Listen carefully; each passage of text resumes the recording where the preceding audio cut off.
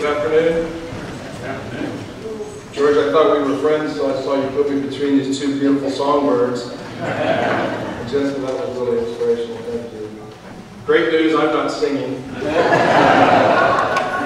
Although I did sing Amazing Grace at church, I figured that's the only song I can get away with because of God's grace. What an honor it is to be here with you today. Thank you. If Matt, ask Dwayne, he was seated next to me.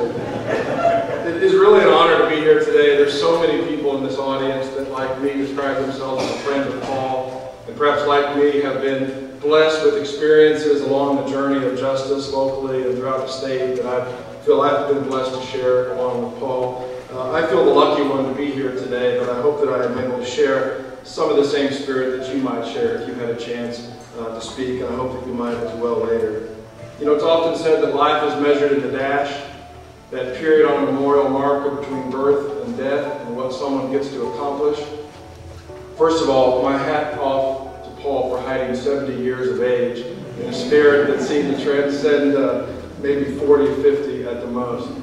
But his dash was filled with wonderful experiences, with family, with the pursuit of justice on behalf of strangers he would never meet, and few people live that altruistic of a life, and what a blessed spirit he's passed from us today. And what a splash of color. This tie I've owned for a few years and haven't had the courage to wear it.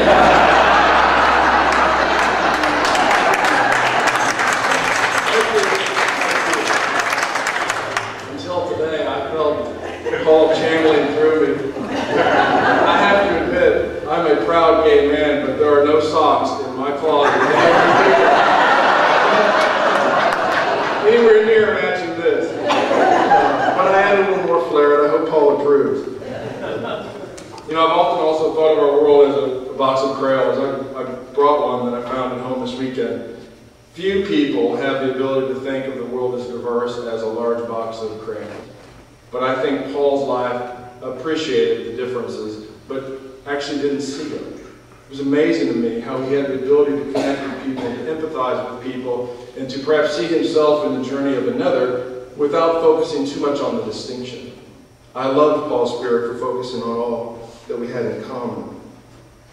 It was in the context of some of that work that I first met Paul in early 90s, mid-90s, I think. I was a young, relatively young person. I was a second year at OC Law School. I was coming to grips with who I was as a person. I learned of a town hall meeting. Roosevelt made mention in Oklahoma City having disbanded human rights over the issue of adding sexual orientation. And it was a complicated time that the city would actually shrink its human rights presence over the addition of another group of people. But unfortunately, that's Oklahoma City in 1995. So I was curious. I went to a community center on 39th Street. I was pretty shy. I stood in the back of the room, and I watched wonderful pioneers like Paul Thompson and Bill Rogers and Terry Gatewood, and perhaps some of you, talk about how to get the attention of our city leaders.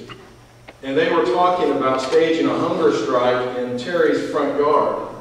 And I'm thinking, oh my God, these people are radical. And how can I get out of here quietly? And as the meeting went on, I heard, as you heard reference earlier, Paul's wit was certainly one of his blessings, in the way that he could raise his voice politely, but really make a point with a smile in a meeting like that. So he was a little bit of the softer side of the meeting, but it was a pretty intense meeting. And on my way out, somehow by the time I got to the door, Paul was there too. And he grabbed me, and I must have had a look, because he says, there are ways to make a difference without a hunger strike. So I feel like I kind of set about a slightly different course than some of my friends in the room that day to try to make a difference without a hunger strike. Thank you, Paul, for sharing that thought with me. The second occasion really having an impression made for Paul on my own life was in 2001 when I was first running for public office as county commissioner. I attended the local branch of the NAACP's candidate forum on a Sunday afternoon, and wasn't surprised to see Caucasians in the room, but I was surprised to see Paul because I didn't know of his involvement. And at the end of the forum, I was walking out, again had a chance to visit with Paul, and he introduced himself as a member of the board of the NAACP. He did it with such pride that I appreciated learning that. But he said to me that day, and again, maybe I had a look, I perhaps don't hide My looks too well. But again, he said to me something that stayed with me. And that is, this walk is the same. When they get there, we've all gotten there. And we are in this together.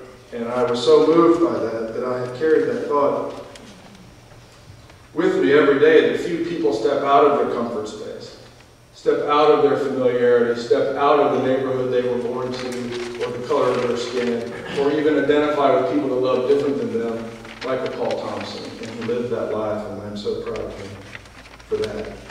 I heard recently from Terry last week, who's sorry he couldn't be here, but I said, can you share a thought with me about how Paul impacted your life? And he said two brief stories that I wanted to share with you. One, when Terry was graduating college, an organization called Simply Equal, you might remember, existed at the time. And according to Terry, Paul could not come to grips with the thought that their spokesperson would be a registered Republican. But Terry Gatewood at the time was a registered Republican. And they went around and around about it. But at the end, Terry told me the first call he made when he switched to be a loud and proud Democrat was to Paul Thompson. And Paul forgave him the error of his ways. The second one that Terry shared that I thought was fun to share with you was when they were lobbying the Capitol on House Bill 1311, the hate crimes bill, years ago. Terry shows up ready to walk the halls and make a difference, and Paul shows up brightly dressed with an enormous pink pin. Had to be, Terry said, 9 inches in diameter. Shiny pink. It said OGLPC Gay Pride. Huge. And to Terry's chagrin, he bought the second one.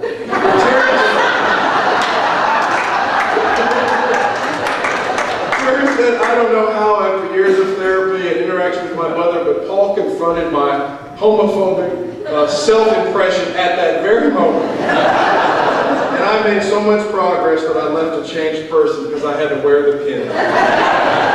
Walking that hall when you saw Paul's face. Terry's thought I wanted to share with you. If you felt shy or timid about who you were or about your sexuality, all you had to do was be around Paul. His spirit cast courage on those in every direction.